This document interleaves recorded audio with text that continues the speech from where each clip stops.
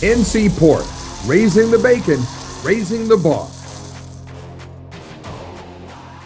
All right, that's a picture of where we're at right now. Obviously not good enough. You know, the turnovers, the explosive plays. I thought our tackling was not great. We let a couple of plays out that, you know, we had stopped, you know, essentially for nothing. And, you know, we let them get through to the second level. You know, I think anytime you have 4 turnovers in a game, you give, you know, an offense with a bunch of weapons, more opportunities, you know, this is the outcome. This is what happens here. I'm proud of the guys for finishing. I'm proud of them for continuing to play. But they know as well as I know that's not good enough, but it was a good chance to just look at them in the eye and say, look, this is where we are at right now. And we got to look at the tape. We have to grow from this. We have to take care of the basic things that we've been working on and just take a next step this week. So, but certainly disappointed in how we played today, especially with all the things that we emphasize. Dave, given the way the passing game was operating, when you decided to go empty on 4th and 1, Yes. What was the logic behind that play? Yeah, we just liked our matchup. Felt like we had a good concept right there, and you know, it didn't work out. You know, but you know that was a situation where it's a play that we know. Wanted to put our guys in a comfortable position with good answers for it, and we didn't execute. At the end of that play, you said something to him. He said something about he slammed his helmet. Be upset with the play call, or I'm never going to share that kind of stuff with, you know, publicly. I think that's just something that he and I will work through, you know, and talk about. But, you know, his frustration wasn't directed at me in that.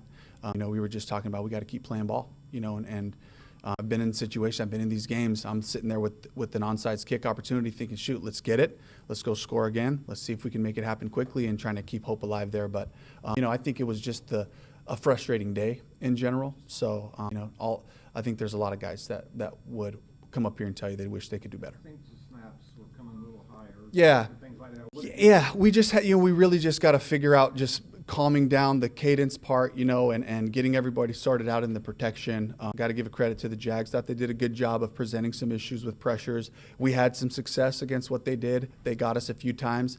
They chose a very aggressive approach, you know, but, you know, we had a plan for it. And I think it's just, you know, making sure that we get the whole rhythm and organization from the center and everybody else, you know, on the same page so that we're ready to go. Dave, you guys spent the entire summer working on what you were going to do. This is the second week 1 in a row where you guys have been blown out in a game. What do you think the disconnect is going from training camp, where you said you guys have had great practices, to week 1?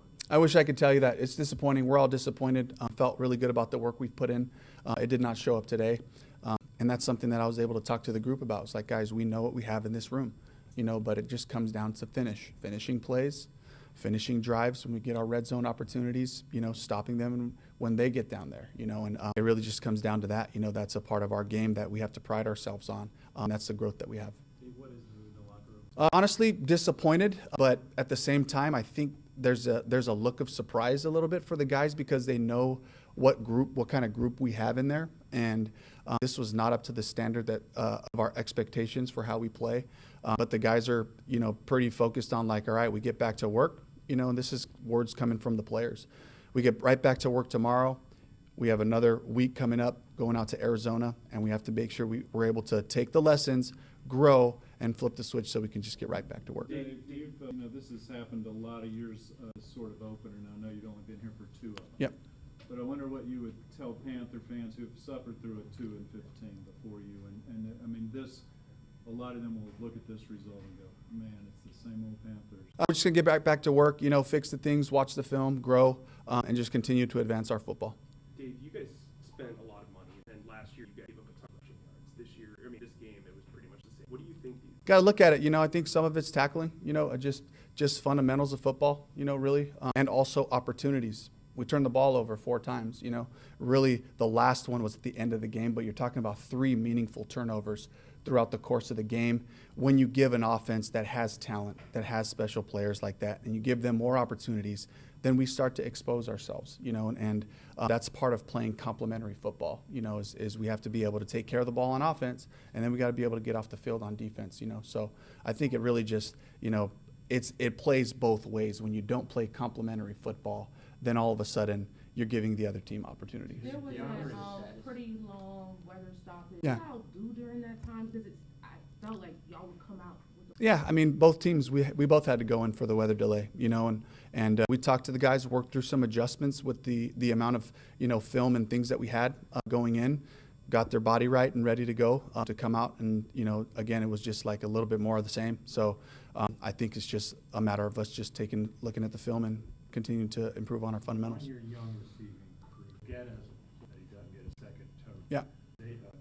T-Mac has a play in the end zone Yep. that he didn't get his second hand up. Should both of those? Absolutely. Looking for those guys to just finish the plays, to execute, I'm excited for this group that we have. I'm excited for what I saw, for the couple of drives that we put together to see the guys win and get open and make their plays. But we got to make all the ones that you're supposed to make, and that's the sign of consistency.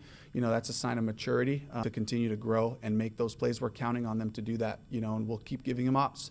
That's just what we're going to do. These are the guys we have. We love them, and I'm fired up for this group. But at the same time, they'll be the first ones to come up here and tell you I got to make that play. And that's what I really want us to just grasp. The consistency it takes to be really good is you make all the ones you're supposed to make and some of the special ones every once in a while when you have to.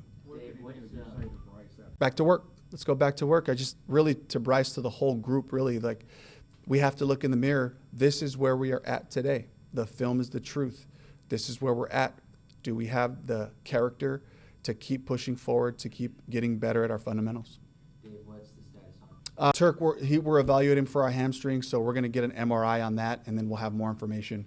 But we had to shut him down for the game. Was there any other injuries that you Let's see. Pat Jones had an ankle, and I think that was pretty much it. A couple of thises and that's, but those are the two main ones that we'll look at. And Dave, y'all were 8 of 15 on third down. Yeah. How do you absorb Turnovers. And that's really what it is. When you have a 50% or better day on third down, that typically means longer drives. That typically means more rushing yards, more chances for explosives as the defense starts to show us their hand and what they're doing. And to end in turnovers, we weren't able to capitalize on a day that could have been a really consistent, complimentary day of football. Dave, you mentioned the snaps, and you said Yeah. calm down the cadence. Could you Yeah. clarify what you mean by that? I think it's just Austin and Bryce, as we're going through, just making sure we have the protection right, just making sure we're on the same page. How did Josh? I thought he had a solid day.